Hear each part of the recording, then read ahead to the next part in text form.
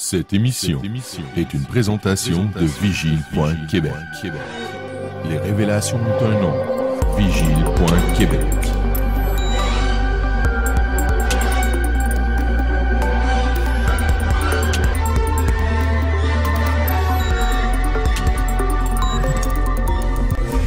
Et maintenant, voici votre point de bascule. Alors, bonsoir mesdemoiselles, bonsoir messieurs, bonsoir Antonio. Bonsoir Richard.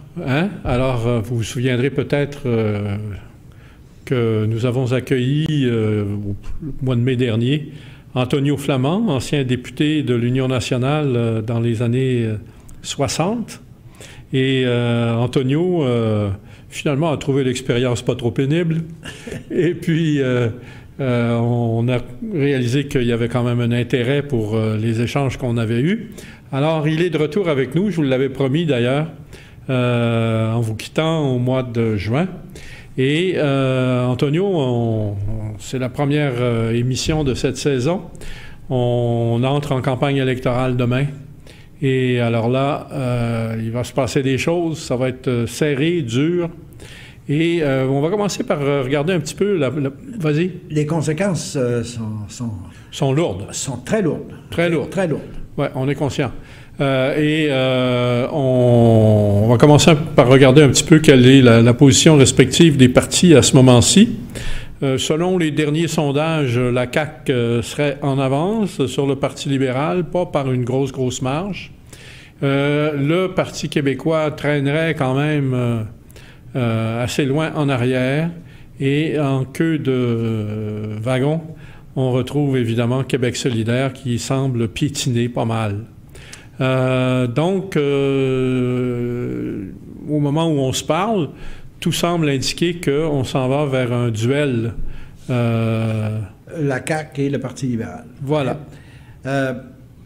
Quel que soit celui qui va être élu dans le Parti libéral ou la CAQ, il n'y a pas une grosse différence. Ben non, hein? On se dirige vers le démantèlement des sociétés d'État. C'est commencé. Ouais. On les envoie du côté du privé. Et c'est aussi vrai du côté de la CAQ, du côté du Parti exactement. libéral. C'est blanc-bonnet et bonnet blanc. Ouais. Puis il y a cette fameuse campagne-là du syndicat canadien de la fonction publique là, qui a créé des émois cet été et dont le thème est exactement ça. Oui. Et là-dessus, ils ont raison, là. Comme ça.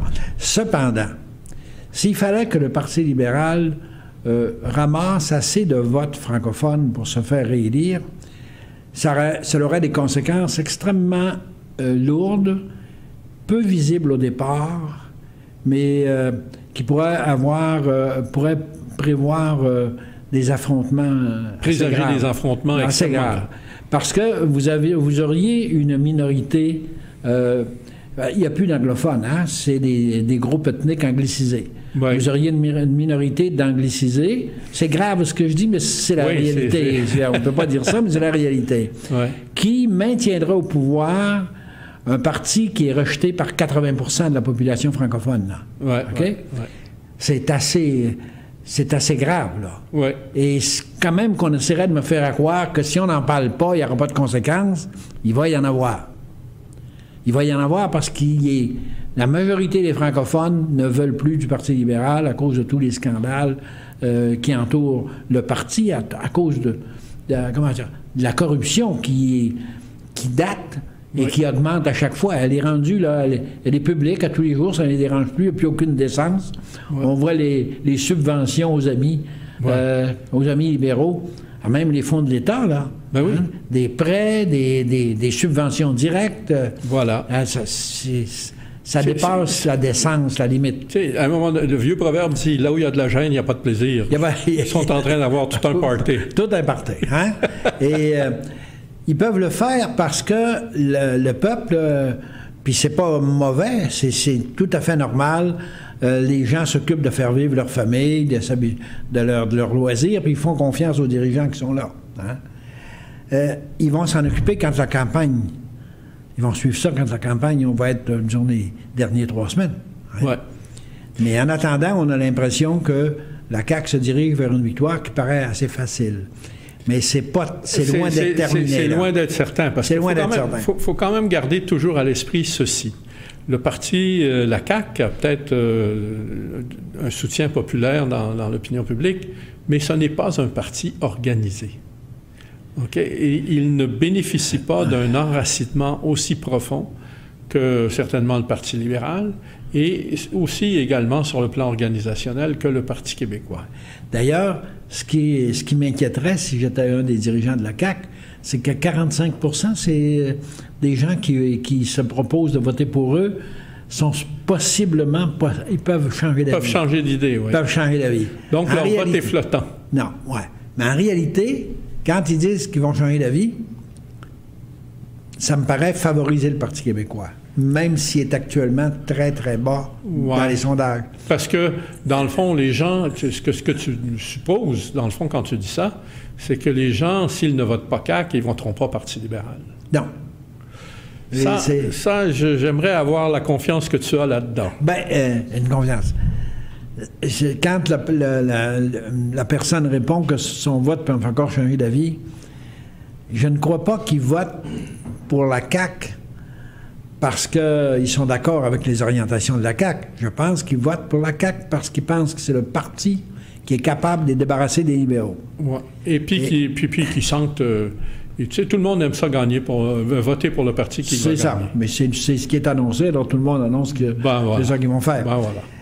Mais il reste que, je pense, puis je peux me tromper parce que j'ai pas c'est une question qu'on aurait pu poser. Ouais. Est-ce que la personne, au départ, elle était pour le Parti libéral ou si elle était pour le Parti québécois?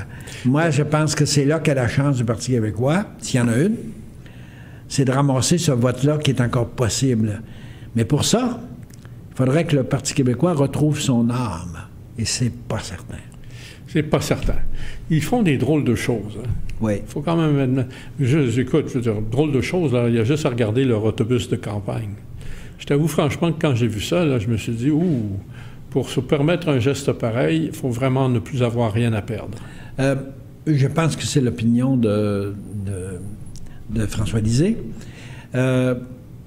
C'est à ce moment-ci de la campagne... Qu'est-ce qui est son opinion, qu'il n'a plus rien à perdre? Oui.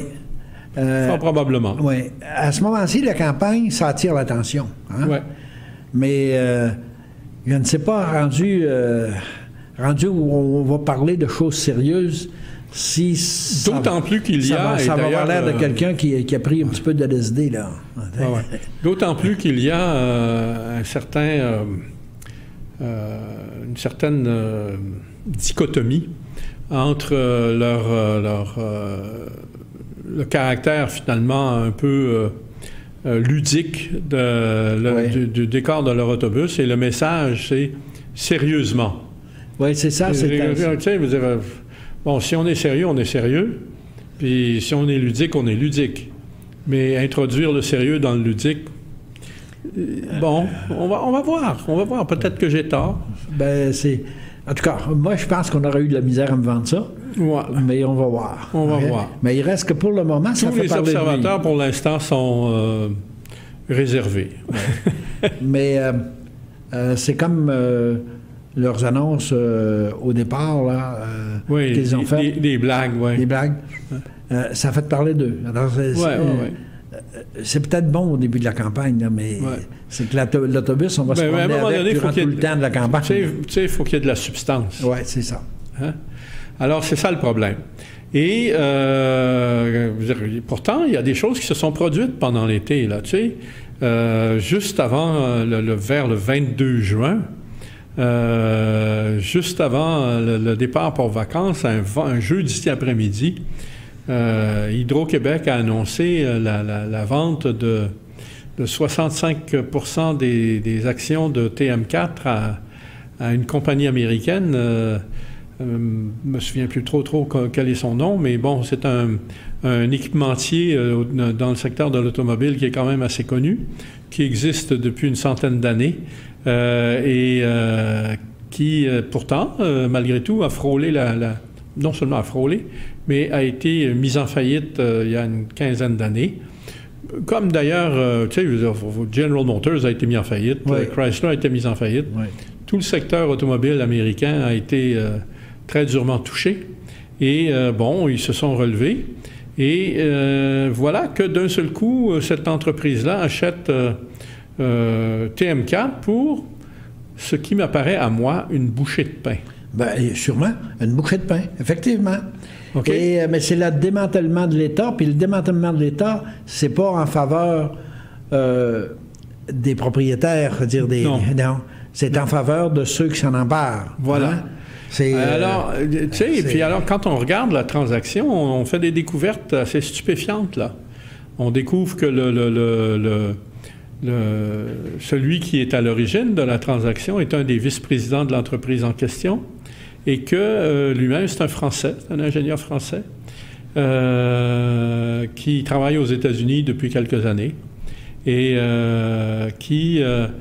évidemment, connaît bien le milieu Hydro-Québec. Il faut quand même être conscient d'une chose, c'est qu'Hydro-Québec est une entreprise de calibre international qui est reconnue, dont les compétences sont établies.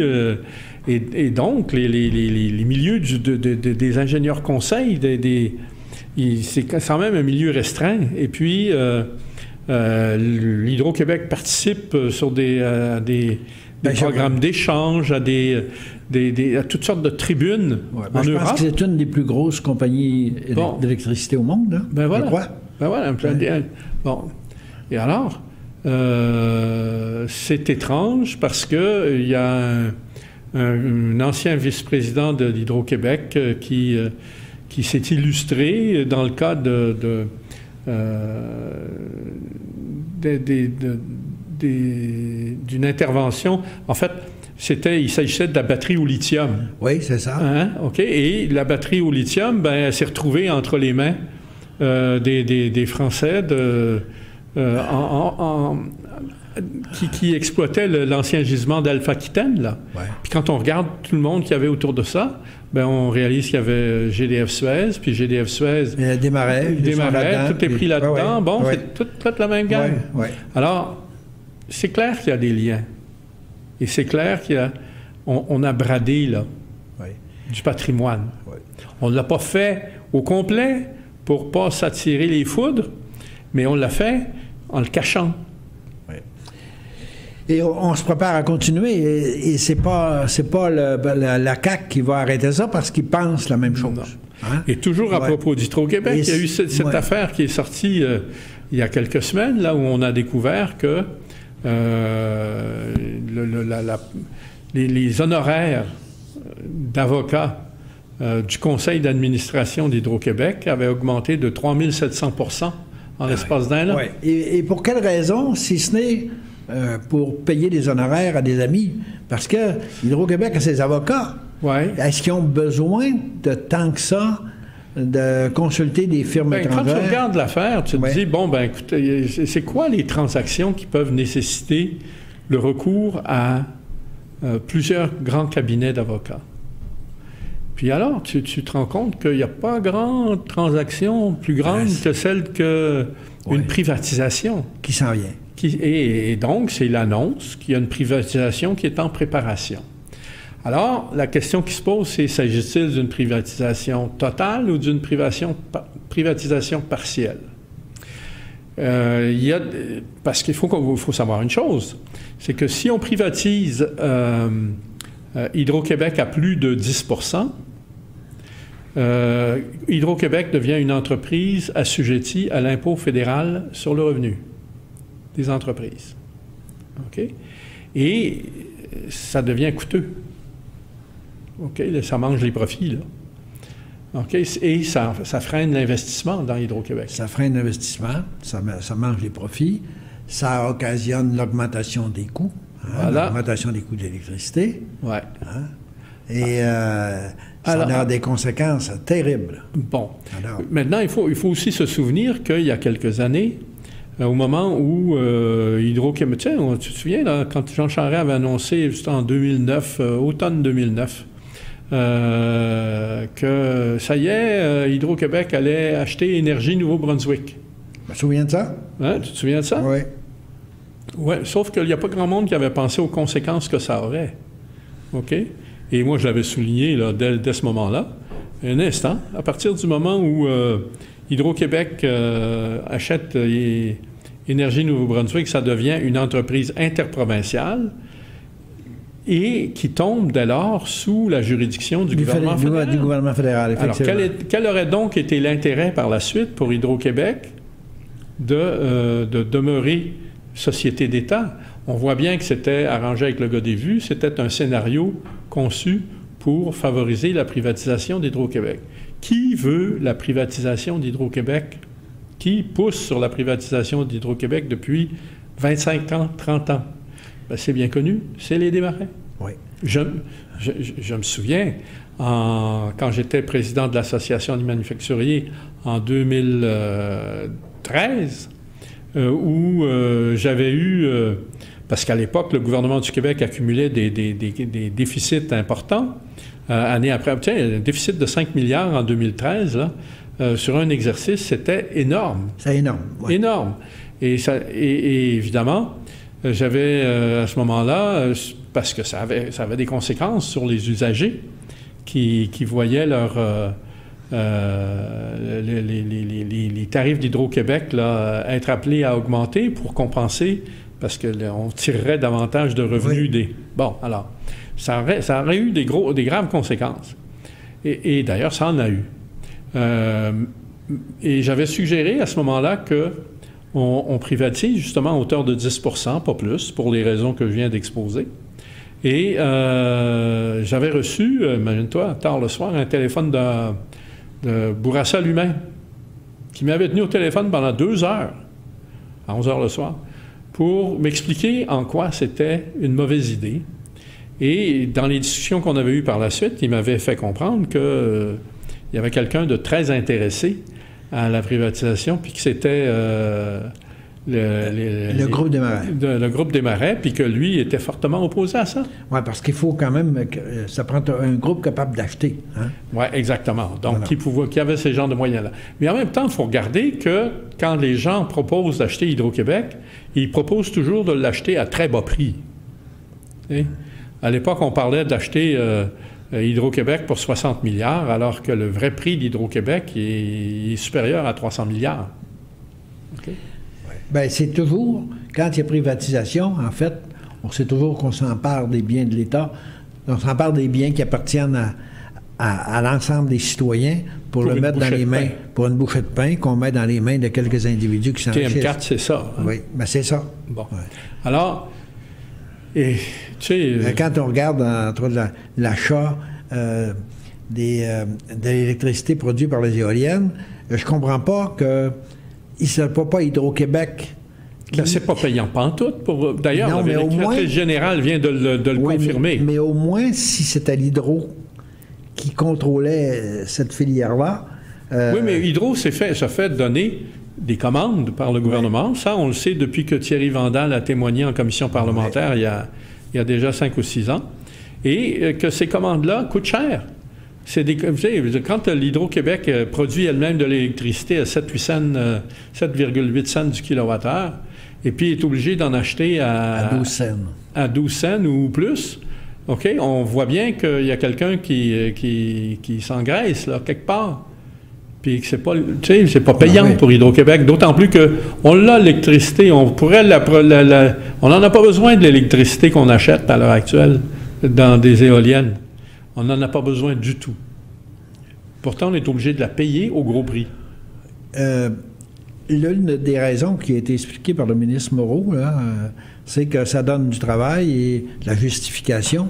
Oui, c'est les retombées régionales. Les retombées régionales. Et d'ailleurs, on regarde qui sont les députés qui se manifestent. Bon, ben évidemment, c'est les députés qui sont sur la Côte-Nord, partout, ou en Gaspésie, ou partout où il y a des parcs d'éoliennes d'établis. Et puis, on établit les parcs d'éoliennes là où il y a du vent. Bon, ben il n'y en a pas en ville. OK. Oui. Mais ce que je voulais mentionner tantôt, si c'était l'Hydro qui faisait ce développement-là, prenons le raisonnement du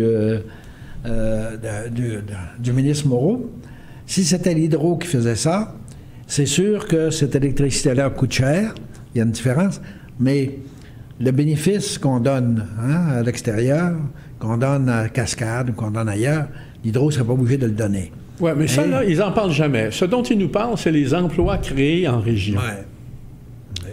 Et tu sais, ils sont habiles, hein? Ils sont très habiles. Boralex, tout ce monde-là, là. OK? Et puis quand tu regardes les autres entreprises, parce qu'il n'y en a pas qu'une, il y en a plusieurs, et toutes se sont... Alors ça, c'est ça, ça, faut regarder ça, ça vaut la peine. Tout ça se fait depuis le début des années 2000. Exactement. OK? Alors, puis alors, c'est intéressant, parce que la fin des années 80, les années 90, c'est la période où on s'est départi des actifs que le Québec avait, par exemple, dans le secteur pétrolier, par l'entremise de Sokip. Il y en a une partie qui s'est ramassée chez Gaz Métro. Mais Gaz Métro, à l'époque, ça se justifiait, c'était une compagnie nationale. Mais entre-temps, Gaz Métro a été privatisé dans des circonstances avec une série de transactions avec des compagnies par avant, et ci et ça. Puis on découvre qu'à un moment donné, Enbridge, hein, la fameuse grosse, est impliquée là, dans le capital de Gaz Métro, qui a même encore maintenant changé de nom. OK? Tu te rends compte? Alors, il y a eu un coulage invisible. Puis ensuite, ce qui restait comme ressources pétrolières, le gouvernement a confié ça à Hydro-Québec. Hydro-Québec a gardé ça un bout de temps, puis s'est dit, c'est pas notre business, on va vendre ça, on va se débarrasser de ça. Ils sont débarrassés de ça dans des circonstances encore là mystérieuses. Mystérieuses, toujours. On n'a pas beaucoup de détails là-dessus. OK? Et, entre autres, à un moment donné, on s'est rendu compte qu'une partie de ces droits-là se retrouvait là, à Anticosti. Et puis que ça avait été vendu à une compagnie, en apparence québécoise, mais quand on garatait là, comme il faut, on découvrait qu'en arrière de ça, il y avait encore les Desmarais. D'accord, exactement. Toujours. Et là, on vient de les compenser largement. On vient de les compenser largement.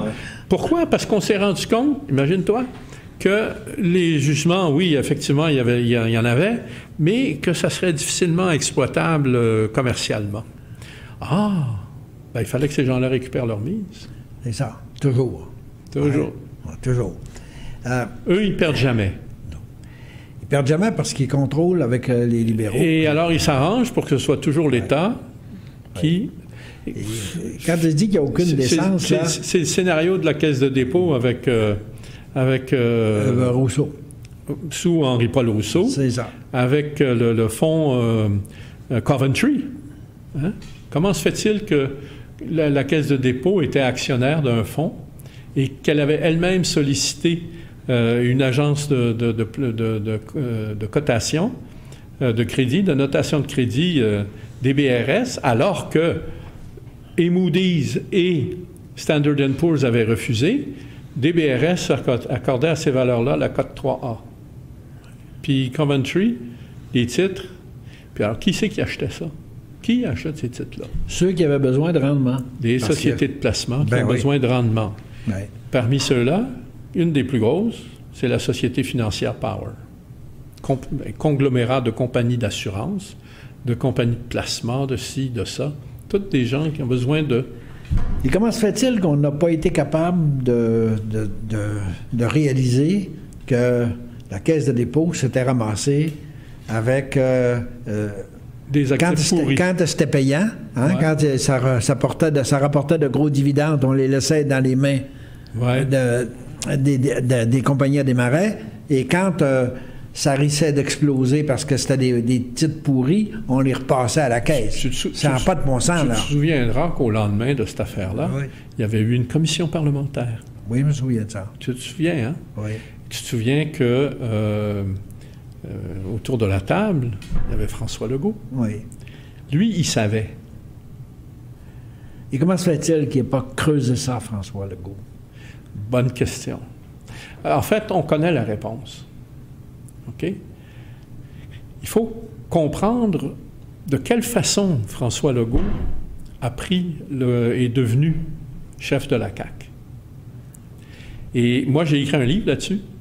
C'est Charles Sirois, l'homme derrière François Legault. C'est un livre qui est paru déjà il y a 4 ans.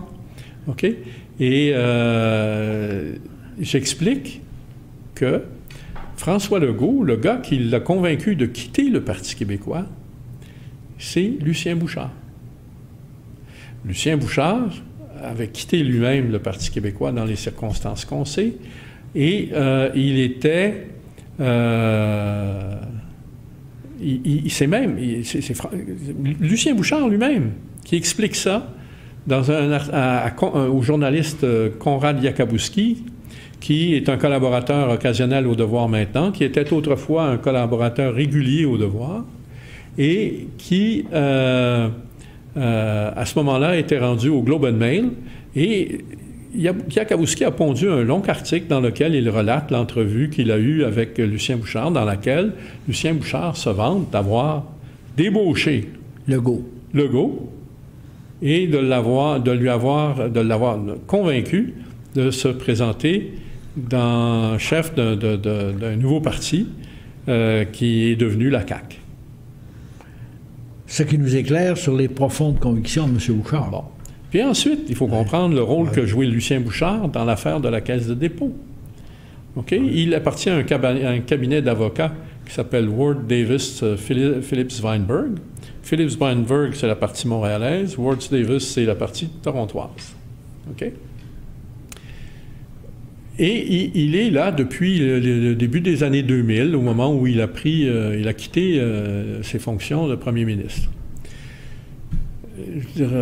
Ward Davis Phillips Weinberg, c'était le bureau dont étaient issus les deux avocats qui ont fondé Coventry. Bon. OK? Avec les papiers commerciaux. Avec le papier commercial. OK? Et notre ami Lucien, il représentait également la Caisse de dépôt. Tu te souviendras quand le scandale a éclaté puis que Henri-Paul Rousseau a été convoqué en commission parlementaire, et à quel point, comment Lucien Bouchard avait grimpé au rideau, du discours à la Chambre de commerce, et puis c'était la tempête parfaite, et puis voilà, on cherchait à escamoter l'affaire sur le tapis. Rousseau témoigne devant la commission parlementaire. Il se fait à peine poser quelques questions. Le seul qui a eu le cran de lui poser des vraies questions, c'est Amir Kadir. OK? Et du côté du PQ, ça n'a pas été courageux trop. Là, c'était Legault qui aurait pu poser les questions. Bien, OK? Il ne les a pas posées. OK? Et ensuite, quelques mois plus tard, Henri-Paul Rousseau se retrouve chez Desmarais. Chez Power Corporation. Tu sais, entre toi et moi, là, à un moment donné, ça fait dur. Ouais. Mais les gens ne voient pas ça. Non, ils ne voient pas ça. Ils ne voient pas non plus que Lucien Bouchard, à un moment donné, devient président de l'Association pétrolière et gazière. Oui. Parce que les gens votent avec les informations qu'ils ont. Hein? Faut pas penser que les gens sont stupides, mais ils votent avec les informations qu'ils ont. Mais ils n'en ont pas. Ils n'en ont pas. Mais ils n'en ont pas. Ils n'en ont pas. Ben non.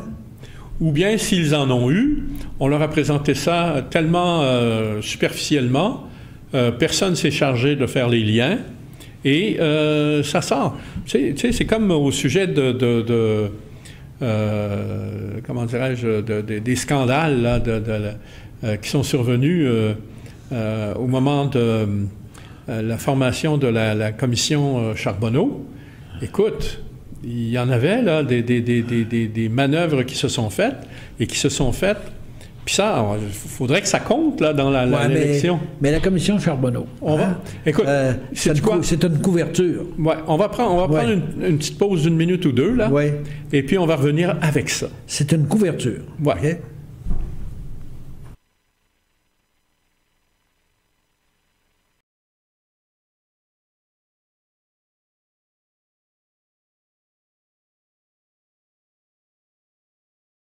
Alors, vous êtes de retour à l'émission Point de bascule, la première émission de la saison, en compagnie de Antonio Flamand.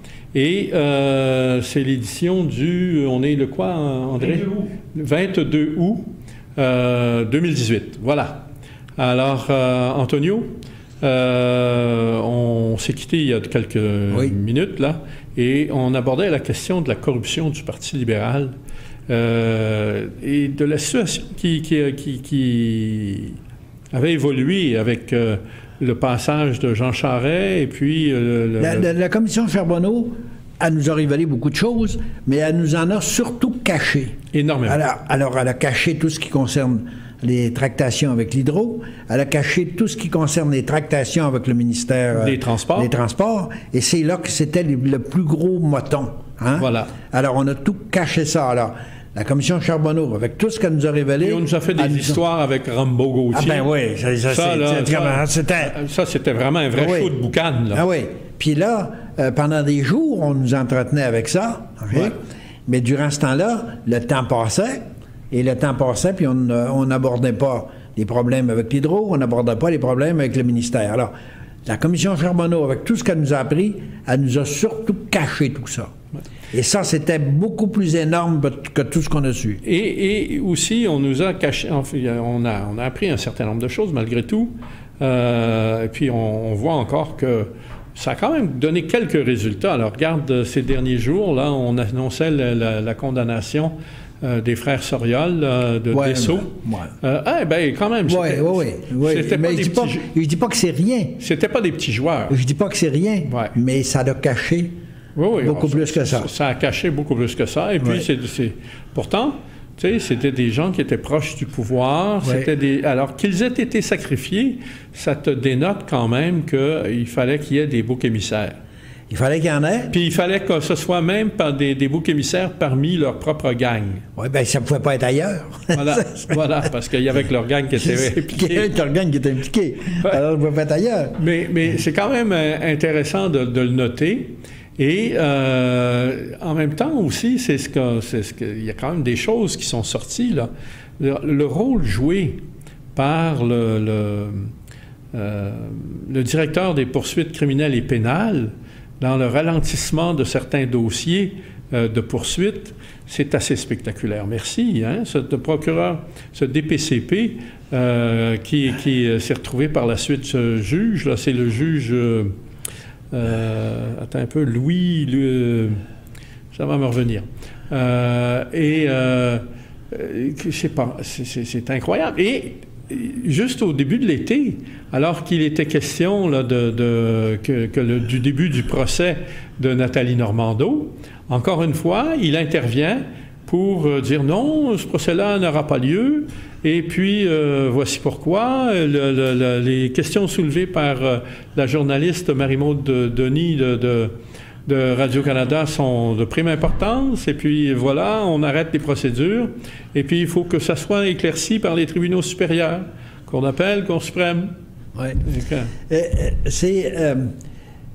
Quand je disais au début qu'il n'y avait plus de décence, mais ils prennent le beurre à poignée, là. Quand on pense les subventions qui ont été données lors de l'achat du Soleil, des journaux régionaux, donner des subventions, des prêts, on vient de faire la même chose là, avec les revues de Taillefer. Absolument, ils viennent de faire une subvention d'1,5 million, c'est pas rien. C'est incroyable, là. Ouais. Alors, une subvention, un prêt, je ne sais pas trop, mais bon. Ouais, mais de toute façon, c'est une faveur. Oui. Et on dirait que les journalistes n'osent pas toucher à ça. Ben non, c'est leur pain puis leur part.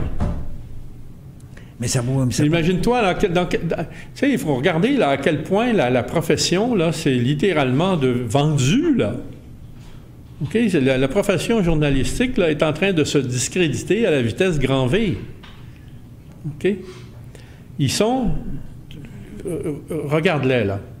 T'sais, prenons le plus haut, hein? Radio-Canada. Oui. Radio-Canada, depuis 1982, est astreinte à une nouvelle loi qui lui fait l'obligation de faire la promotion de l'unité canadienne et des valeurs canadiennes, dont le multiculturalisme. Okay? C'est écrit dans la loi. Évidemment que ça a des répercussions sur... Mais là, ça ne peut plus être une source d'information crédible. Ben voilà, c'est devenu une officine de propagande. Ben oui. Ça ne peut plus être une source d'information crédible. D'aucune façon. Parce qu'ils sont en conflit d'intérêts continuellement. D'aucune façon. Alors, prends la presse. Ce qui explique que maintenant, si tu veux être informé, il faut que tu lises le Journal de Montréal. C'est incroyable. Hein? Écoute, c'est pas rien. C'est le seul choix qui nous reste. Oui. Parce que la presse, on n'en parle pas. Et ça va durer combien de temps? Le Devoir, on n'en parle pas, parce que ça fait longtemps que le Devoir, il n'y a plus rien. C'est vide. C'est vide. OK? Ça a même changé sa devise, qui était « Fais ce que doit ». C'est devenu « Pense ce que tu veux » ou bien quelque chose comme ça, là. Ouais. C'est aussi bête que ça. Ouais. OK. Franchement, là, dans le Devoir, il n'y a plus rien, il n'y a plus de substance. Il n'y a plus rien. Il n'y a plus rien. OK, c'est pas rien, là. Imagine-toi là, que le Devoir, ça a été la conscience de la nation québécoise. Qu'est-ce qui explique cette évolution-là? L'argent? On a syndiqué... La prise de contrôle des médias par les pouvoirs d'argent. Et puis, c'est pas le cas uniquement au Québec. C'est mondial. Oui, c'est mondial. Oui. C'est la même chose en France, c'est la même chose aux États-Unis. Oui. Autrement, et alors, le problème, tu sais, c'est pas pour rien qu'il apparaît des sites d'information alternatives. Il apparaît des sites d'information alternatives parce que les gens cherchent de l'information quelque part, ils la trouvent plus dans les journaux. Et donc, puis à un moment donné, ça va même jusqu'à... On va la créer nous-mêmes, l'information. On est capable de faire des...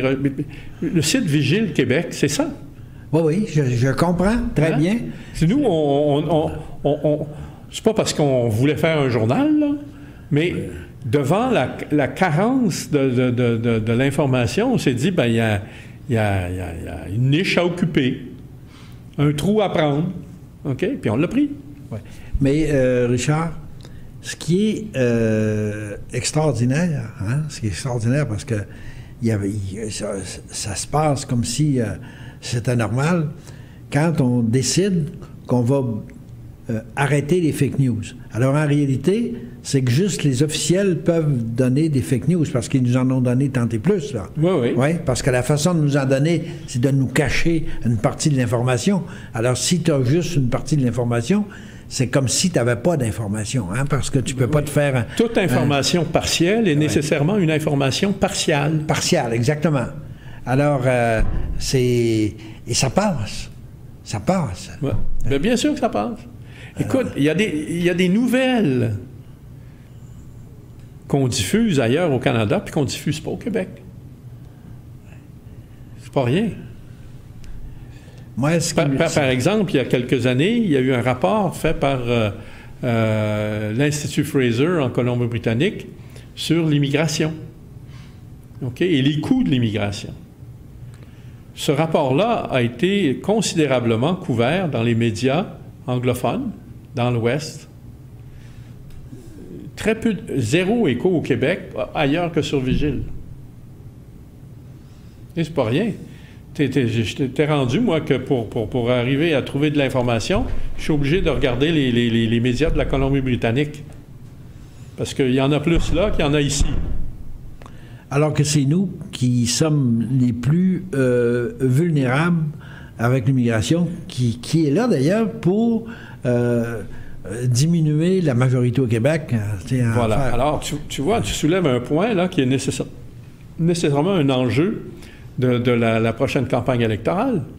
C'est celui de l'immigration. Oui. Mais est-ce qu'il y a quelqu'un qui va le soulever? Ça devrait être le Parti québécois qui soulève ça. Ben oui. Oui. Ben, qui c'est qui l'a soulevé? C'est Legault. Oui. Quand je dis que le Parti québécois il a perdu son âme, c'est ça qui m'inquiète. Hein? J'ai pas beaucoup de problèmes avec les questions sociétales. Ce que je veux dire, tu sais, mais ça peut pas être... Quand tu parles tu dis que tu n'as pas de problème avec les questions sociales. Ben, c'est-à-dire que... c'est ce que je veux dire, qu'il y ait des homosexuels, qu'ils aient une organisation, qu'ils aient une association, ça va. Ça ne me dérange pas. Ça me dérange pas, OK? Ça me dérange pas et ça m'a jamais dérangé, en fait. Je suis pas attiré par ça, mais quand j'étais au collège, j'ai connu des confrères qui étaient homosexuels et je les ai jamais dénoncés. Parce que... C'était pas de tes affaires. C'était pas de mes affaires. C'était pas une affaire. c'est une affaire qui me faisait beaucoup plus sourire, c'est-à-dire, qu'autre chose. J'ai jamais dénoncé, c'est pas une affaire qui me fatigue. Mais ça peut pas être, comment je dirais ça, donc, le problème d'une minorité, ça ne peut pas être une politique qui concerne... nationale, et que ça soit la seule chose importante. D'ailleurs, l'une des raisons, à mon sens, qui va faire que Québec solidaire n'augmentera pas son vote, c'est qu'il est axé beaucoup sur des problèmes sociétaux. Okay? On ne définit pas le fonctionnement d'une société à partir... Non. Même si... Des caractéristiques des minorités. C'est ça. Même si ça a une certaine importance, puis... Il faut respecter ça, j'ai pas de problème avec ça. Il faut respecter les minorités, mais on ne peut pas... les minorités ne définissent pas à eux seuls la société. Oui, c'est ça. Et quand ils sont rendus à vouloir définir la société à partir de leur vision, ben là, ça commence à poser un problème parce qu'ils nous obligent, nous, à rentrer dans le trou. Ben oui, c'est que, tu comprends-tu, c'est que ce qui devient important, c'est pas le problème de la majorité, c'est le problème de la minorité. C'est la minorité qui prend le pouvoir. Qui gouverne. Qui gouverne. Alors, ça peut pas. Et je suis toujours inquiet quand je vois le Parti québécois qui a l'air à courir après ça. C'est-à-dire, j'ai pas de problème avec ça, mais ça ne peut pas être l'enjeu d'une campagne électorale. À moins que ces minorités-là soient, comment dirais ça, en danger, mais c'est pas le cas. C'est pas le cas au Québec, là. Ils définissent pas notre âme. Par contre, et c'est important de le préciser, la façon dont on les traite définit notre âme. Oui. Tu comprends? Oui. C'est la différence. OK? Donc, on a le devoir de bien les traiter. OK? Mais en même temps, on ne peut pas accepter de se laisser définir par ce qu'ils sont. Ben oui, parce que ça ne correspond pas à la majorité. Ben voilà. OK. Okay. Alors, ça m'inquiète un peu. Et je pense que c'est pour ça qu'ils vont stagner. Faut qu'ils sortent de ça. Pas parce que c'est pas des problèmes qui ont une certaine importance, mais... tu vois, regarde encore comment Legault a été... a bien agi, parce que même si on a des critiques à lui adresser, et il y en a des grosses, je vous prie de me croire, il faut quand même admettre que sur ce plan-là, il s'est comporté de façon assez habile. Regarde, il est le seul... à ne pas avoir, chef de parti, à ne pas avoir participé au défilé de la fierté gay. Et on lui a demandé pourquoi. Mais je le comprends. Okay. Hein? Mais je comprends parfaitement. Ben oui. Je t'avoue franchement que si j'étais chef de parti, j'irais pas au défilé de la fierté gay. Mais il s'est fait pas parce que il s'est fait représenter, mais lui, c'était beaucoup plus rentable électoralement d'être présent en Abitibi. D'être présent en Abitibi où les sondages lui donnent la chance de faire élire un candidat ou deux. Bon. Alors, il est là. Voilà. Okay? Voilà. Alors, et moi, je pense pas que ça va lui nuire d'avoir fait ça. Non. Okay? Pas du tout. Puis non seulement ça ne va pas lui nuire, mais il y a des tas de gens que la surexposition, que ce soit de Trudeau ou de Lisée ou de tous les autres chefs de parti, à ces causes-là, dérange. Ils ne se reconnaissent pas là-dedans. Ouais. Moi, je comprendrais qu'un chef de parti y aille une fois pour montrer qu'il y a... Mais une fois qu'il est allé une fois, tu sais... imagine, contraste ça avec le comportement de Pee-wee Trudeau, là, qui n'en rate pas une, ou à chaque fois qu'il y en a une au Canada, il est là. Oui. Mais... Ça, moi j'appelle ça du racolage. Mais c'est ça. C'est ça. Hein? Oui, c'est ça.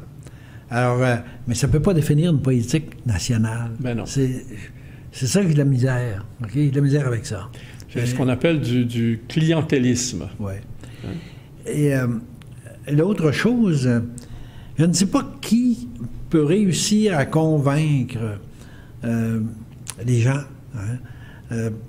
Parlons de la Charte des droits, on semble y revenir. Il semble que c'est Legault qui va y revenir. Le Parti québécois, lorsqu'il annonce la Charte des droits, son vote possible augmente et il s'effondre quand lui-même rejette la Charte des droits. Hein?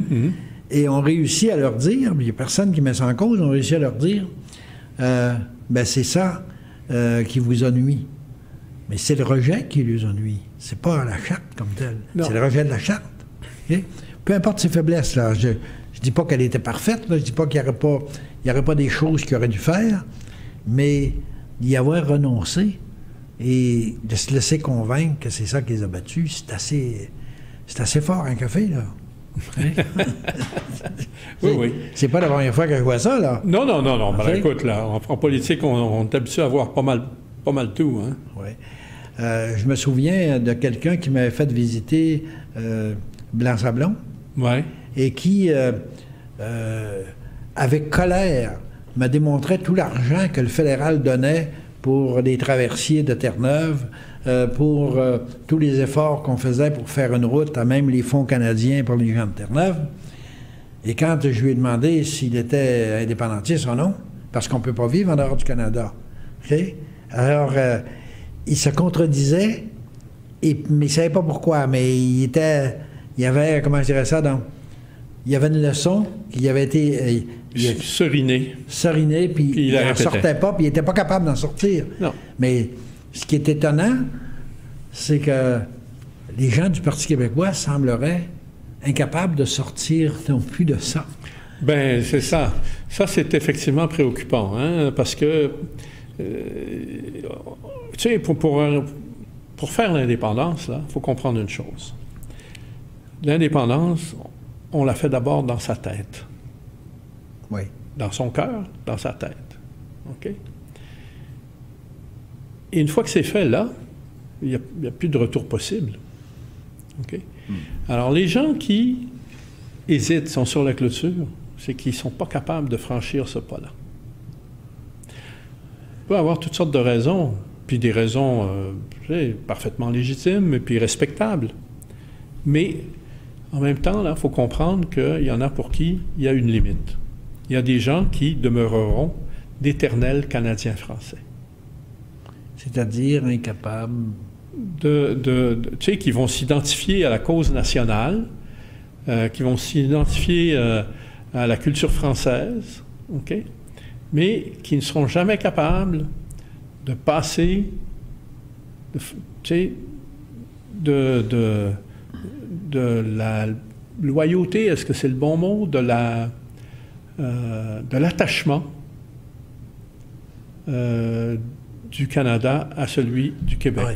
En réalité, ils sont incapables de se détacher, comment je dirais ça, donc, des symboles culturels qui leur ont été volés par le Canada anglais. Quand on parle d'appropriation culturelle, tu sais, l'hymne national, tu sais, c'est incroyable, là, hein? Puis alors, ça, c'est effrayant, parce que non seulement ils se l'approprient, mais ils sont en train de le transformer. Ben oui. Puis au point que, je veux dire, entre la version anglaise qui est en train de devenir acceptée, puis la version française qui est la version originale, écoute, c'est même pas la même chanson, là. le drapeau, la feuille d'érable, il faut voir ça aussi, hein? Ouais. Il n'y a pas beaucoup d'érables en Alberta, puis en Saskatchewan, puis... Non. Bon, okay. Alors, ces symboles-là, et on dirait que les gens sont incapables de s'en détacher, parce que c'est ça. Oui. C'est se détacher de ces symboles-là qui ont été appropriés par le Canada anglais. Oui.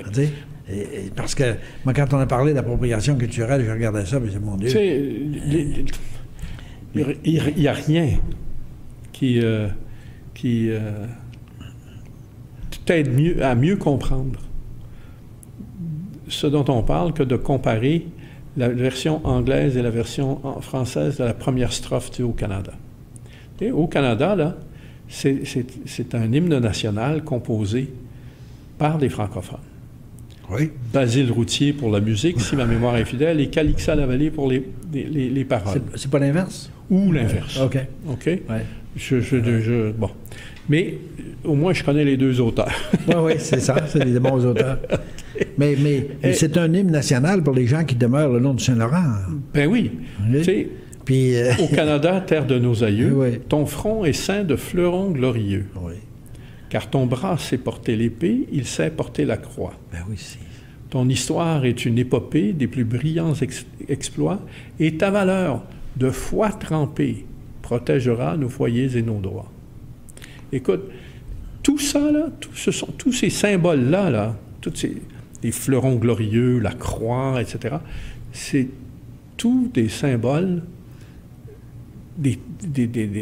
hérités de notre passé religieux patrimonial au Québec. Oui, c'est ça. Hein? Oui. Rien de cela n'est... Et je me mets à la place des Anglais. Puis, si c'était mon hymne national, j'aurais le même problème qu'ils ont. Je ne me reconnaîtrais pas dans la première strophe du Haut-Canada en anglais. Si c'était une correspondance du français. Je ne me reconnaîtrais pas là-dedans. Okay? Alors, tu t'imagines là qu'on vit cette espèce de schizophrénie au Canada. On a un Canada pour les Anglais. Je ne te parle pas un Canada anglais et un Canada français. On a un Canada pour les Anglais, et puis on voudrait qu'on ait un Canada pour les Français, mais on ne se reconnaît pas dans ce Canada-là non plus. Okay. C'est un drame, ça. C'est un drame, puis c'est celui de l'identité québécoise. Et cette identité-là, on veut l'éteindre avec l'immigration. Puis on cherche à l'éteindre. Le multiculturalisme, là, ouais. C'est le but. Oui. Hein? C'est favoriser l'extinction progressive la plus rapide possible. Et on sait que selon les statistiques, les francophones cesseront d'être majoritaires au Québec en 2035. Oui.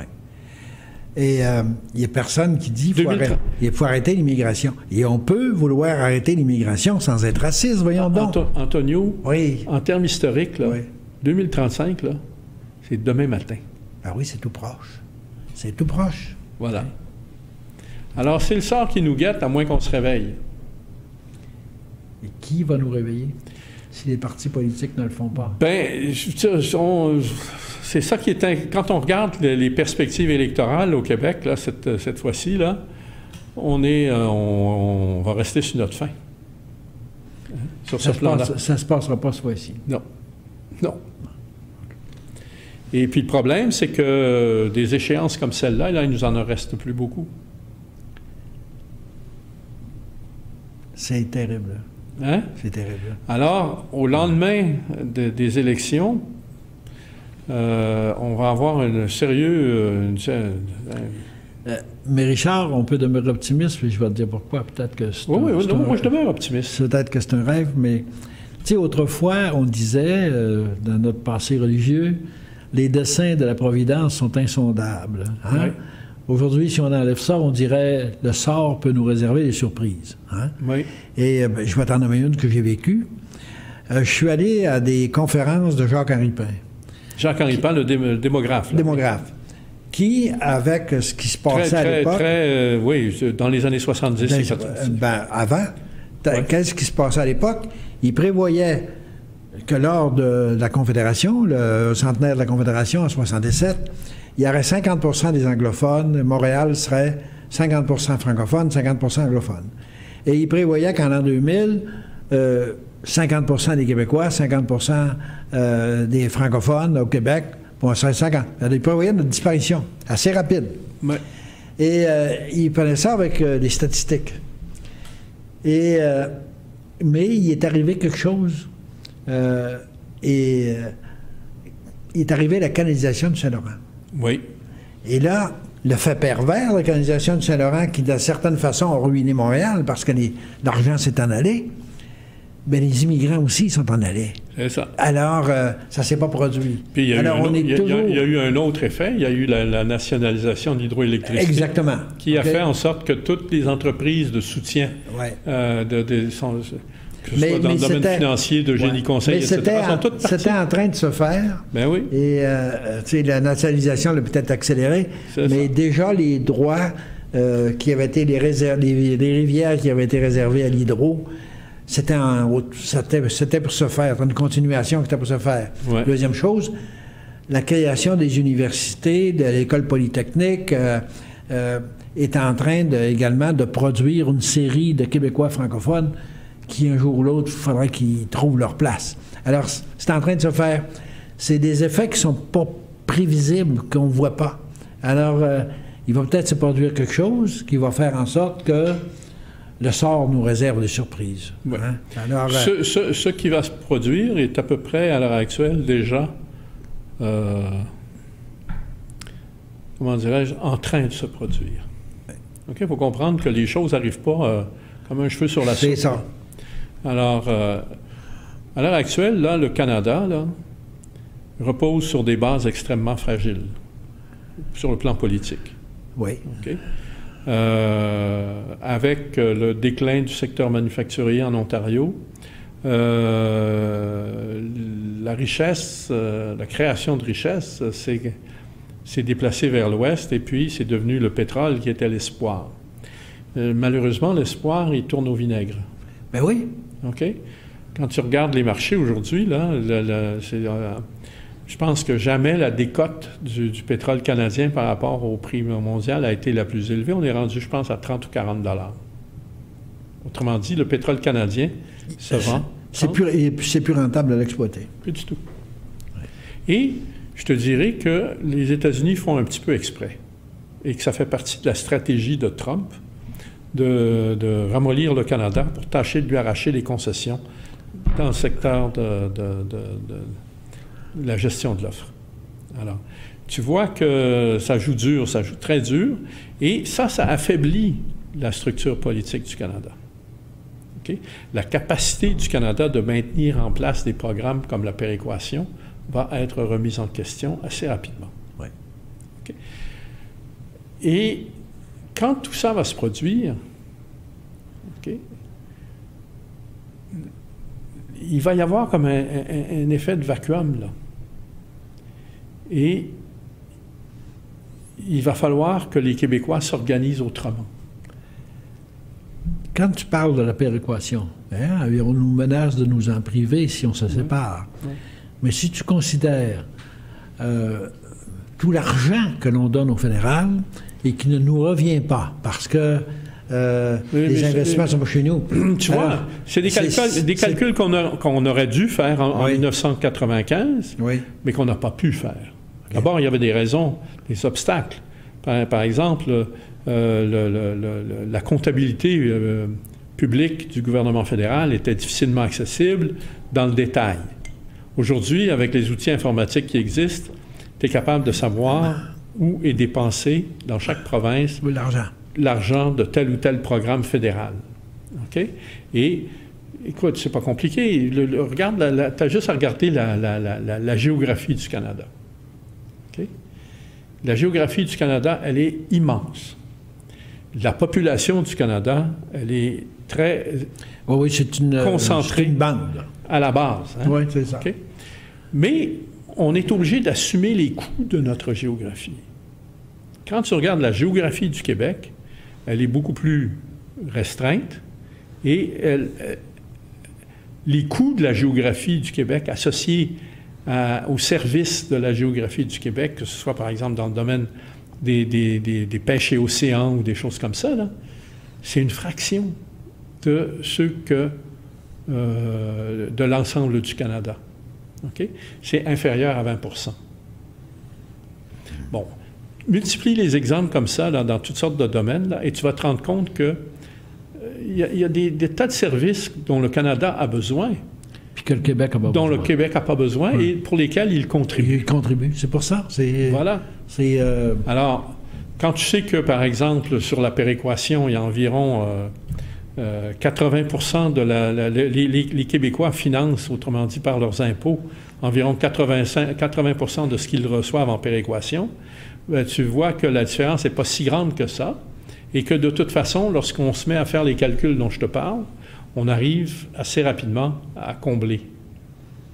Oui. Pas du tout certain que le Québec serait dans la rue s'il fallait qu'on ait plus de péréquation. Mais moi, je pense, avec certaines études que j'ai vues, oui, il me pense que l'inverse. On n'a pas les chiffres exacts pour pouvoir faire une affirmation pareille, mais c'est certain que la situation serait loin d'être dramatique, elle pourrait même être meilleure. Elle pourrait être meilleure, c'est ça. Voilà. Alors, mais quand tu regardes ça, et puis les besoins de péréquation, avec la désindustrialisation de l'Ontario, ouais. Ça va... Alors, ils sont énormes, là. L'Ontario est devenu un gros... Et il va devenir, dans les années qui viennent, un récipiendaire de plus en plus important de la péréquation. Ouais. Alors, l'argent qui va aller à l'Ontario, parce que ça vient d'un pot commun, bien, je veux dire, la part du Québec dans ce pot-là va diminuer. Exactement. Voilà. Exactement. Alors, tu sais, la situation est très, très, très serrée, très tendue. Jamais le Canada a été, sur le plan politique, dans une situation aussi précaire. Jamais. Et quand tu regardes les pressions qu'il subit de la part de son principal partenaire, les États-Unis, bien, tu sens que ça va brasser dur, là. Pas vrai que ça va être facile de... Tu sais, Trump, il faut comprendre une chose, il va arracher toutes les concessions qu'il est capable d'arracher. C'est son style de négociation. Alors, je pense qu'on a terminé pour le temps qu'on peut consacrer à ça, à la politique québécoise. On va prendre encore une petite pause et puis on vous revient pour la fin et la mise à jour de l'actualité internationale. Parfait.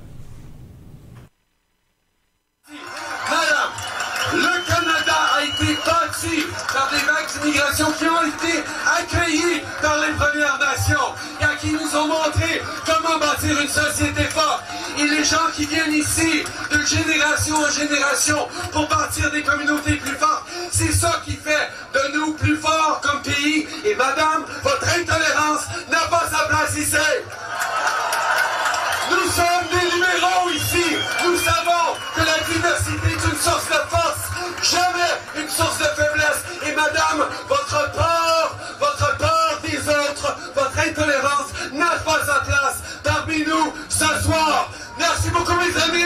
Ce que vous venez de dire est le plus incroyable tissu d'insanité qu'il m'ait été donné d'entendre. À aucun moment de votre divagation incohérente, vous n'avez apporté le début d'un soupçon d'idée, d'un raisonnement un tant soit peu rationnel. Tous les gens ici peuvent vous remercier de les avoir rendus plus cons, rien que de vous avoir écoutés. Je ne vous accorde aucun point. Et que Dieu, dans sa miséricorde, ait pitié de vous.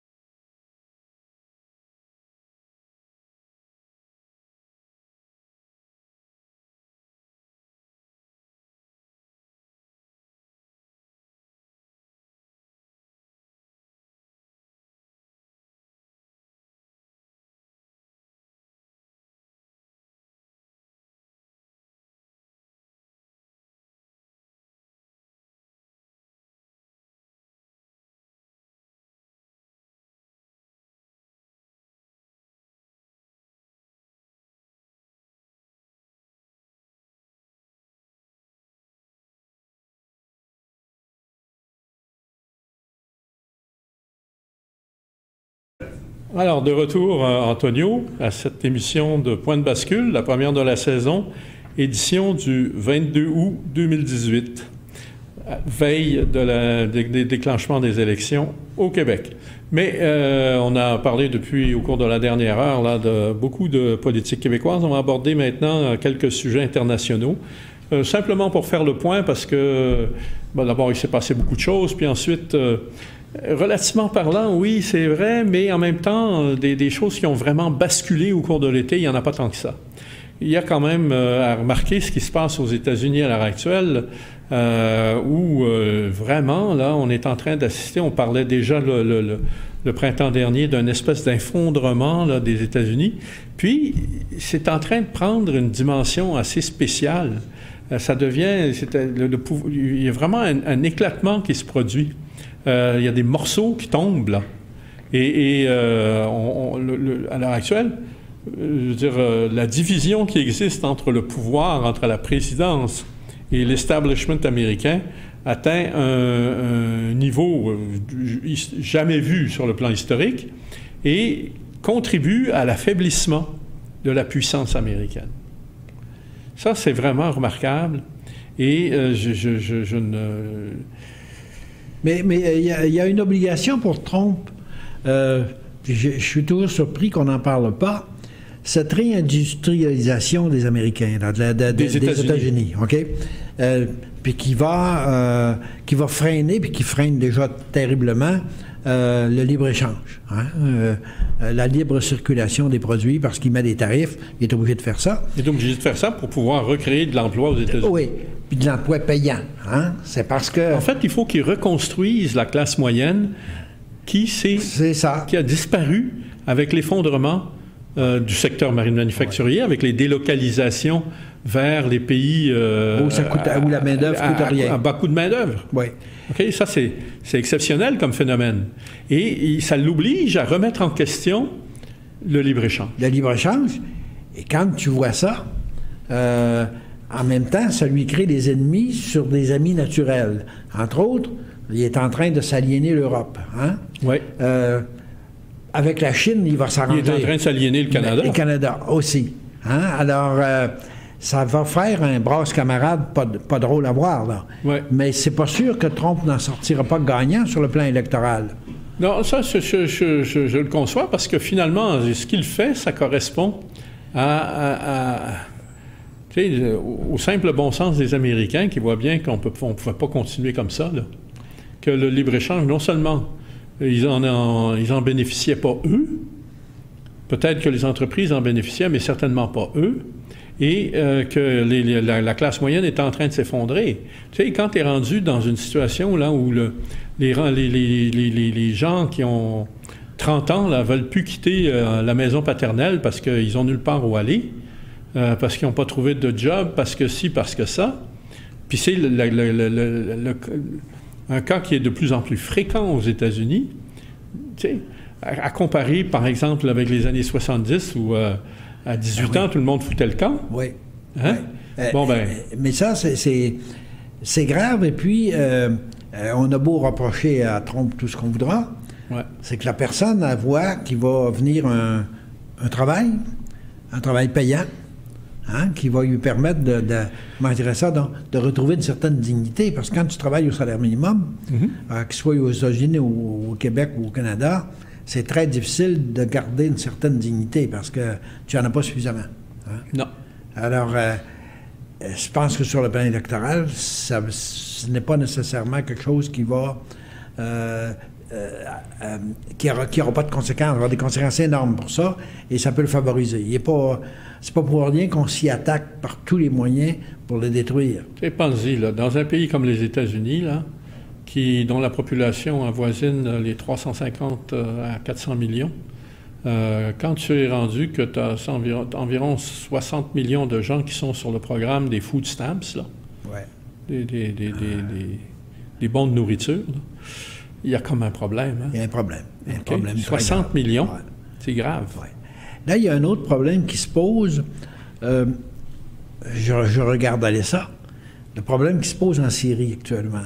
Et j'aimerais ça que tu en parles parce que on a pris des gens, hein, à chaque fois, on négociait à Alep, autour de Damas, on négociait, puis on envoyait les gens toujours au même endroit. On leur permettait de se rendre toujours au même endroit. À Idlib. Oui. Et là, on a décidé qu'on s'emparait. Où ils vont aller?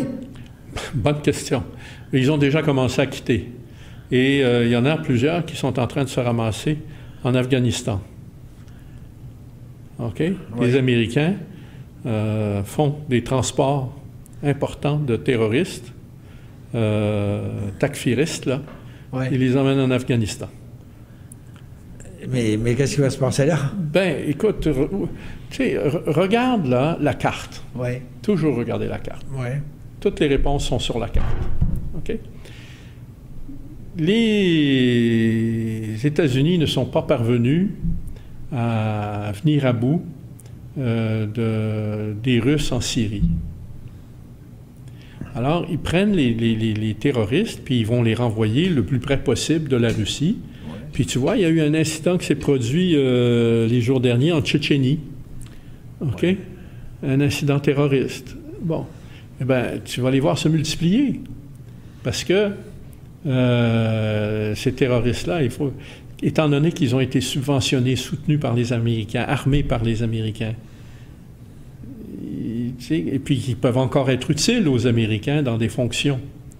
Tu comprends que les Américains vont se les garder, c'est une armée secrète, une armée de l'ombre. Une armée de l'ombre. OK? Et ils vont la mettre à contribution là où ils vont pouvoir causer le plus de troubles possible à leur ennemi identifié très clairement, qui est la Russie. Là, Israël, il semblerait s'être entendu avec la Russie pour ne pas intervenir en Syrie. Hein? Mais c'est pas comme ça. Non, mais ce que j'ai cru comprendre, c'est que ils forment une espèce de barrière avec le Golan, mais à un moment donné, ils vont partir. Ben non, ben c'est ça. Ce que les Israéliens ont... Quelle était la stratégie d'Israël en Syrie? La stratégie d'Israël en Syrie était de toujours élargir la zone tampon. Oui. Pour lui permettre de protéger le plus possible ce qu'elle considère être un acquis et qu'elle a d'ailleurs annexé sans que cette annexion soit reconnue officiellement par les Nations unies, même s'ils sont essayés à plusieurs reprises pour le faire. Donc, officiellement, aux yeux de la communauté internationale, le Golan constitue toujours un territoire occupé par Israël. Oui, puis qui est un territoire syrien. Et c'est un territoire syrien. Alors, ce qui s'est passé au cours de l'été, c'est que, profitant du vidage de la poche de la Ghouta, de plusieurs d'ERA dans le sud, les Syriens sont parvenus à dégager, à reconquérir une portion importante de leur territoire. Il leur reste maintenant le nord, où sont Idlib, où sont concentrés là, un noyau d'environ 30 à 40 000 terroristes. Et ces terroristes-là, évidemment, sont protégés par les États-Unis et la Turquie. Oui, c'est ça. OK? La situation est délicate pour les Russes qui cherchent à détacher la Turquie de l'emprise de l'OTAN. Les États-Unis, oui. Et ils sont en train d'y réussir. Ils sont en train... Oui, mais pourquoi? Parce qu'ils y vont doucement. OK? Et sans relâche. Et ils placent toujours les États-Unis dans une situation, ils les mettent sur la défensive. Sur la question des S-400, la Turquie a commandé à la Russie des missiles S-400 qui sont essentiellement destinés à assurer la protection du territoire. Les Américains s'objectent à ça parce qu'ils considèrent que c'est une portion, ça représente une somme importante qui ne pourra pas être affectée par la Turquie à l'achat d'équipements militaires américains. C'est déjà un problème en termes de concurrence. Oui.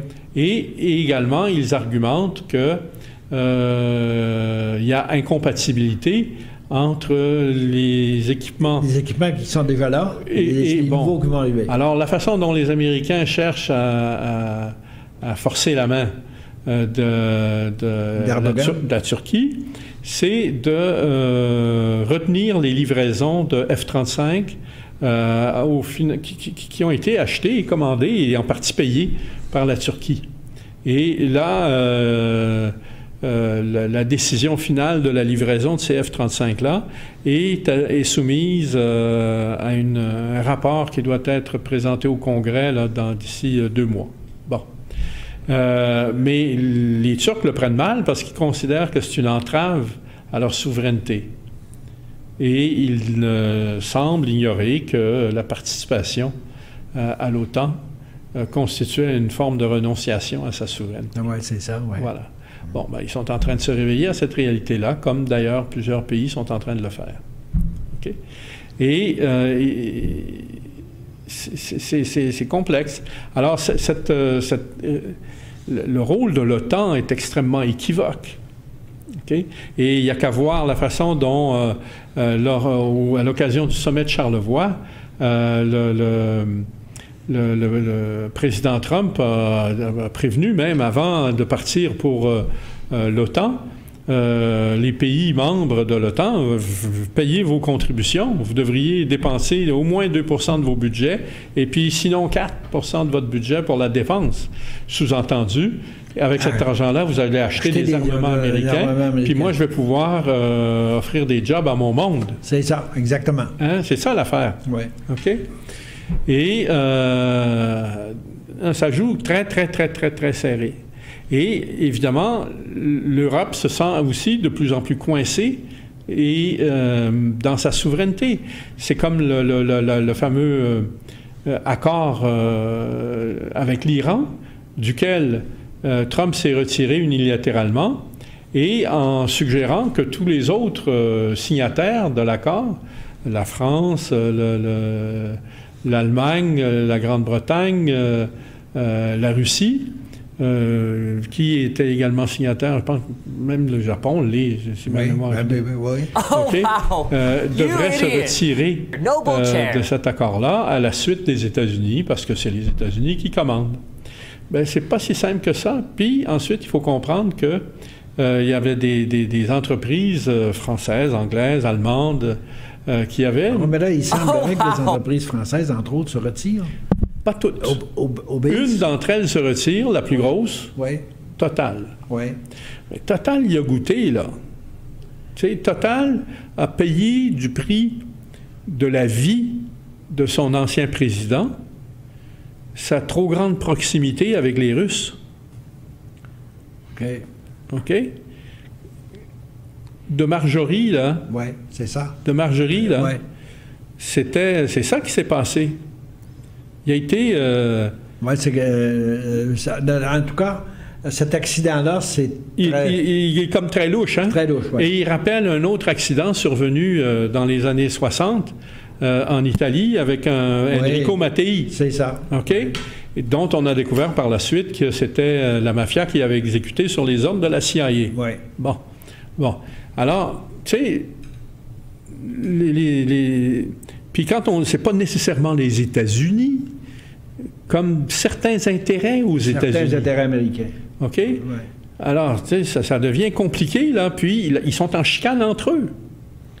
Tu sais, jusqu'à la semaine dernière, là, la NSA et puis la CIA, l'ancien directeur, John Brennan, là, s'en prenait à Trump. Et puis, il y avait James Clapper, l'ancien directeur de la NSA, qui s'en prenait aussi à Trump. Puis d'un seul coup, là, Brennan a sauté une coche. Puis cette semaine, Brennan s'en prend à... Clapper s'en prend à Brennan en disant il est en train de tout compromettre. Oui. OK? Oui. Et tu sais, c'est pas rien les jeux qu'il joue là. Puis c'est des gros jeux. Tu sais, Brennan a été le chef de la CIA. C'est une grosse agence. Et Clapper, lui, le chef de la NSA. La NSA, là, c'est la fameuse agence dont Edward Snowden a volé les secrets, puis il s'est ramassé en Russie avec ça, là. OK? Bon, il les a pas donnés aux Russes, mais ça fait rien, il les a livrés. OK? Et c'est des gros machins, là, des énormités. OK? Et c'est des États à l'intérieur de l'État. Oui, mais il y a une chose, hein, à travers tout ça, entre autres, le problème d'Israël, oui. Il ne se règle pas, puis il ne peut pas se régler. Non. Quand tu regardes, ils veulent faire un grand État, mais ça va être un État qui va être les Arabes. Bon, ils ont adopté. Alors, imagine-toi qu'ils sont allés adopter une loi qui est carrément raciste, une loi d'apartheid. Oui. Bon. Et ils sont obligés de le faire, parce que tantôt, la majorité, en faisant le grand. Puis Trump, en faisant une blague, une mauvaise blague, mais quand même. Qui a un fondement de vérité, a dit, vous imaginez Israël, avec un État binational, se ramasser avec un président qui s'appellerait Mohamed? Ben oui. OK? Ben la question était... elle est vraie. Pas si folle que ça. Ben oui. Donc, on comprend, à partir de ce moment-là, que Israël, pour assurer sa propre survie, est obligé d'être un État raciste. Oui. Il va être obligé d'enlever le vote aux Arabes. Aux Arabes. Oui. Tu te rends compte? Oui. Alors, en réalité, ce grand Israël, hein, pour lequel ils ont tout fait pour l'obtenir, avec les colonies et tout. Alors, tu parles du grand Israël, puis c'est important que les gens comprennent de quoi il s'agit. En 1948, les Nations unies ont accordé à Israël le statut d'État sur les bases de ce qui était l'ancienne Palestine sous mandat britannique. Okay? Et on a délimité très clairement ses frontières. Depuis ce temps-là, le gouvernement israélien n'a de cesse d'élargir ces frontières-là pour faire en sorte de retrouver les frontières de l'Israël biblique. Israël au temps des Romains et du Christ. Hein? C'est ça. Avec les 3 provinces. C'est ça. La Judée, la Samarie, puis là, je me souviens plus laquelle. Là. Bon. Alors, écoute, c'est pas rien, là. Et donc, d'où ces colonisations. Mais il faut comprendre que Israël a dû prendre ce territoire-là quelque part. Il l'a pris chez les Palestiniens, qui, eux, se sont littéralement fait évincer de leur territoire. Ça crée du ressentiment. Et c'est un ressentiment qui devient de plus en plus difficile à gérer. OK? Et qui devient de plus en plus... Tu sais, regarde simplement Gaza, là. La pluie de missiles qui s'est abattue sur Israël, en l'espace de quelques heures, là, il y a 2 semaines, c'était ahurissant, là, 3000 missiles. OK? Du jamais vu par Israël. OK? Israël a été obligé de se retirer. Tu sais, la zone tampon qu'elle avait créée, ben, les Syriens les ont évincés, les terroristes de là, et d'un seul coup, Israël se retrouve à sa frontière, confrontée à la Syrie, alors qu'elle avait tout fait pour créer une zone tampon. Une zone tampon. Bon. Alors, donc, sur une partie du Golan, dans lequel on trouve la ville de Kounetra, le drapeau syrien flotte de nouveau. La question que tu posais, c'est de savoir quelles sont les chances que Israël puisse conserver le Golan. Je te dirais que jusqu'à il y a 6 mois, je pensais que c'était chose faite. Mais là, avec ce qui vient de se passer et la détermination farouche d'Arafat, et puis une détermination qu'il est capable de traduire dans la réalité, ben, il n'est pas du tout assuré que Israël va être en mesure de conserver le Golan. Et c'est grave parce que l'Israël comptait énormément sur le Golan et ses importantes ressources pétrolières et gazières. Oui. Il faut voir que l'armée syrienne, c'est une armée actuellement victorieuse. Ouais. C'est une armée qui est aguerrie parce que ça fait des années qu'elle combat. Ouais. C'est pas la même chose que une armée... Puis elle a le soutien de l'armée russe, ouais. Puis elle a le soutien des Hezbollah et iraniens. c'est du monde tough, ça. Oui, c'est ça. C'est ça, c'est du monde tough. Voilà. Et c'est pas fini, ça. Non, c'est pas fini. Est-ce que Trump voit ça? Bien sûr qu'il voit ça. Mais en même temps, il y a comme une espèce de déni de la part des Américains devant ce qui apparaît de plus en plus comme l'inéluctabilité de leur défaite. OK? D'ailleurs, il s'est produit exactement la même chose au Vietnam. Pendant l'été, j'ai trouvé le temps de regarder la très grande série, une excellente série d'une excellente qualité qui est de 8 heures, je pense, ou 10 heures, qui est produite aux États-Unis sur le réseau PBS sur la guerre du Vietnam. Et quand tu regardes la fin au Vietnam, ça ressemble étrangement à ce qui est en train de se passer. Autrement dit, à partir de 62, les Américains sont conscients que leur position n'est même plus tenable au Vietnam. Ils ont pris la main et repris la main des Français en 1954. Ouais. Dès 1962, sous Kennedy... Ils ont d'ailleurs aidé à ce que les Français soient battus. C'est ça. Ils savent, dès 1962, ils savent qu'ils n'auront pas gain de cause. Okay. Pourtant, ils s'enlisent, ils s'enferment. Et après Kennedy, c'est Johnson. Et après Johnson, c'est Nixon. Okay. Même Nixon, jusqu'à la dernière minute, continue à commettre. Oui. Mais pourquoi? Parce qu'ils ne veulent pas faire face à la défaite. Même s'il la voit venir puis qu'elle est inéluctable. Même s'il la voit venir puis qu'elle est inéluctable. Il espère qu'il va se produire quelque chose. Il n'y a aucun président qui veut être celui qui signe la défaite. Qui signe la défaite. C'est ça. Oui. Avec Assad, hein? Tantôt tu t'es trompé de nom, tu parlais d'Arafat, tu parlais d'Assad. Avec Assad, ils n'ont pas prévu, il arrive quelque chose, ils n'ont pas prévu sa résistance, ils n'ont pas prévu sa détermination. Ce qu'ils n'ont surtout pas prévu, hein, c'est le niveau de soutien qu'Assad obtiendrait des Russes. Oui, ils n'ont pas prévu ça.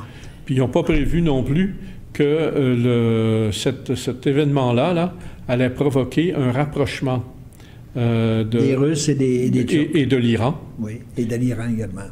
Et de la Chine. Là, ça fait beaucoup de monde. Ça commence à faire du monde. Oui. Et pourtant, tu vois, dès 2012, il était évident. Puis j'ai écrit un article qui a été publié ici, bien sûr, sur Vigile. Il a été repris sur Mondialisation.ca. Il a été repris, mais sur une vingtaine de sites en Europe. Il a même été traduit en italien. Et il a paru en Algérie, okay, dans lequel, je dis, c'est la fin de la politique unipolaire. On revient à un régime multipolaire, à la politique des blocs.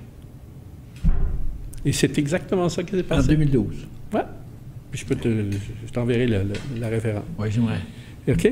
Et c'est stupéfiant, mais c'était totalement prévisible. C'était en gestation, puis c'était prévisible. C'était prévisible. Oui. Les hommes sont toujours importants. Hein? Si tu n'as pas cette détermination-là d'Assad, ouais. Okay? Et il y a quand même un soutien à l'intérieur. Hein? On fait comme s'il n'y avait pas de soutien à l'intérieur. Il y a un soutien à l'intérieur. Oui, puis ce que les gouvernements européens et américains n'ont absolument pas compris, c'est que si Assad n'avait pas bénéficié du soutien populaire en Syrie, il ne serait plus là. Ben oui. Okay. Il ne peut pas ne pas être là puis ne pas avoir un soutien populaire à l'intérieur. Exactement. Souviens-toi de la rapidité et de la facilité avec laquelle est tombé le dernier gouvernement est-allemand. Oui, je me souviens. Hein, le mur de Berlin. Oui. Souviens-toi, ça s'est passé en quelques jours. Qu'est-ce qui s'est passé? Du jour au lendemain, la population a retiré son appui, son soutien au gouvernement. Ouais. Et le gouvernement s'est retrouvé tout nus. Alors, si Assad n'avait pas eu le soutien de sa population, il n'aurait pas pu faire cette résistance. Il n'aurait jamais été capable de résister comme il a résisté. Ouais, et tu te rends compte que les gens qui ont résisté, ils n'ont pas résisté pour rien. Hein? Non. Il y a des différences religieuses énormes entre les chiites et les... Et ils ont surmonté ces différences-là, oui. Et ils ont été portés par une adhésion à une identité qui, vraiment, là, a une grande profondeur, tu sais, qui remonte, tu sais, des milliers d'années. OK? Et ça a été plus fort. Alors, on a eu droit, dans le cas de la Syrie, à beaucoup de fake news, hein? Ouais. Mais, à la fin, on se rend compte que la réalité, elle est là. Elle est là, puis elle est incontournable et insurmontable. Ouais, insurmontable. Hein? Voilà. Alors, les Américains vont finir par partir, comme ils sont partis d'Irak, comme ils sont partis du Vietnam, comme ils vont partir d'Afghanistan éventuellement, la queue entre les jambes. C'est humiliant. C'est très humiliant, puis d'une fois à l'autre, ils ne comprennent pas la leçon. Il y a dans cette défaite-là, cette obligation-là, ils sont loin de chez eux. Hein? Ils sont loin de chez eux. Ils sont loin des États-Unis. Bien sûr. OK? Et l'autre chose également, c'est que les gens ordinaires aux États-Unis, ils ne voient pas. Ils ne voient pas. Puis ensuite, ils ne voient pas qu'est-ce qu'on fait là. Non, d'une part, ils n'ont pas de soutien populaire. Là. Non, c'est ça. Bon. L'autre chose aussi, c'est que les Américains ont une fâcheuse tendance à s'imaginer qu'ailleurs, c'est comme chez eux. Que les gens vont avoir le même réflexe que les Américains. Pas vrai du tout. Pas vrai du tout. Et pourquoi? Parce qu'ils n'ont pas suffisamment de formation en histoire, en géographie, en économie politique, en géopolitique. Tu sais, quand tu regardes la formation, à part des spécialistes très pointus, et il y en a, et quand tu tombes dessus, c'est vraiment des êtres d'exception d'un calibre très supérieur. Et j'ai lu des ouvrages écrits par des gens de ce calibre-là. Chapeau, tu t'inclines. Mais c'est pas eux qui tirent les ficelles. Mais tu as toujours le problème de la nécessité. Quand tu es un pays puissant comme celui des États-Unis, oui, les habitants ne sentent pas le besoin de savoir ce qui se passe ailleurs pour se protéger ou savoir ce qu'ils veulent. C'est pas nécessaire. Hein? Non. Alors, on s'en occupe pas. Et là, on devient ignorant. Ils sont au-dessus de ça. On a besoin de le savoir, puis on ne le sait pas. Pendant ce temps-là, le monde est sans dessus-dessous. Ben, c'est ça. OK. On va en rester là pour ce soir. Et puis, je te remercie beaucoup, c'est moi qui te remercie, Antonio, de m'avoir invité. Ben oui. Ça me faisait plaisir. Ben, on se reprendra. On se reprendra. OK, parfait. Et puis... après les élections. Après les élections. Ça met fin à cette émission, notre première de la saison 2018-2019. Et on espère qu'on a réussi à vous intéresser. Le rythme va s'accélérer avec la semaine prochaine, le début de la campagne électorale. On va en voir de toutes les couleurs, c'est à peu près certain. Alors, bonne semaine à tous et puis portez-vous bien. Bonne semaine et...